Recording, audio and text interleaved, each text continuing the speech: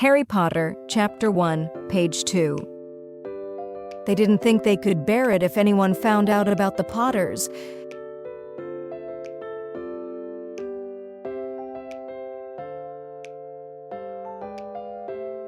Mrs. Potter was Mrs. Dursley's sister, but they hadn't met for several years. In fact, Mrs. Dursley pretended she didn't have a sister because her sister and her good-for-nothing husband were as un-Dursleyish as it was possible to be.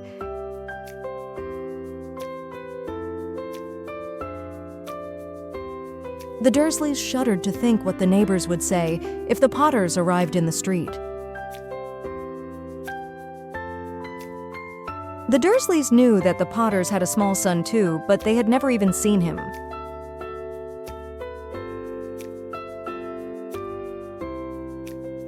This boy was another good reason for keeping the Potters away. They didn't want Dudley mixing with a child like that.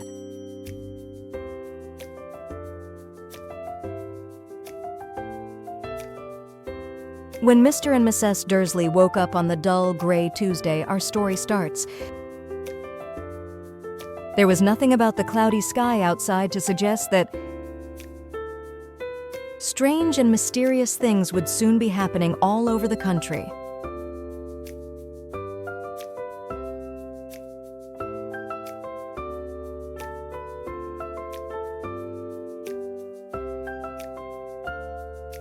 Mr. Dursley hummed as he picked out his most boring tie for work, and Mrs. Dursley gossiped away happily as she wrestled a screaming Dudley into his high chair.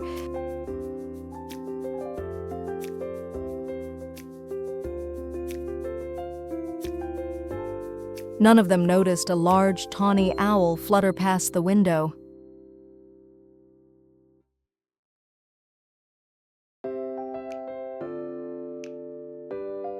At 8:30, Mr. Dursley picked up his briefcase, pecked Mrs. Dursley on the cheek, and tried to kiss Dudley goodbye but missed. Because Dudley was now having a tantrum and throwing his cereal at the walls.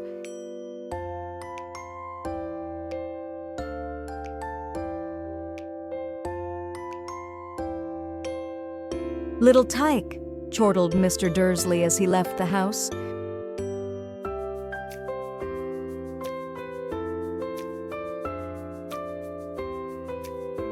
He got into his car and backed out of Number 4's drive.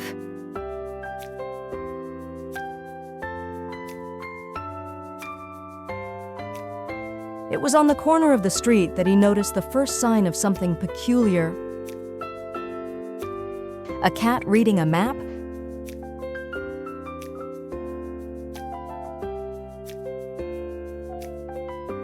For a second, Mr. Dursley didn't realize what he had seen. Then he jerked his head around to look again.